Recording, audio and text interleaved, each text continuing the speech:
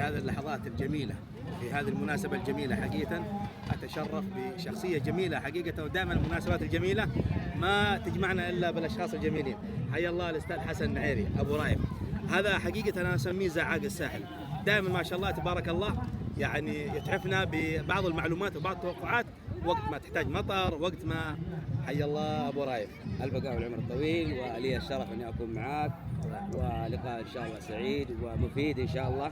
وصراحه طيب ما يقل طيب، واحنا لنا الشرف نكون معاك. الله يحفظك ويبارك فيك. صراحه المطر او هو الغيث، نحن نقول الغيث رحمه عظيمه، والكل يحب الغيث. يا سلام. ويبحث عن الغيث دائما. يا سلام. والبحث عن الغيث زي البحث عن الكنز.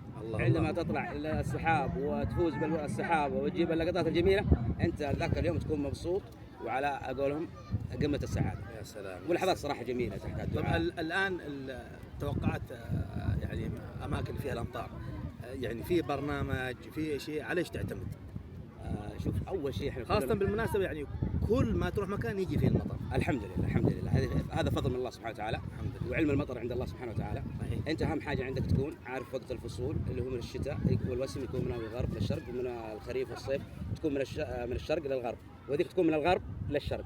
هذه اذا انت عرفتها خلاص، الايام هذه عينك على الشرق. يا سلام. خلاص انت راعي ديره وتعرف السحابه، تحرويها مداها وين قريب. تحرويها، معلش وضح المصطلح. تحرويها يعني تعرف مكانها. يا سلام. وتعرف حروتها يعني مسافتها، هل هي قادمه ولا في نفس المكان. يا سلام. تمام. يا سلام. وحقة الوسم تطلع من الغرب بحريه، تخريجات بحريه من الشرق، من الغرب الى الشرق، والان كله من الشرق الى الغرب. تمام. وكل حسب منطقته هو يعرف. وفي اشياء تمام اللي هو ينظر للسحابه ويسمع صوت الراعي يطفي السياره.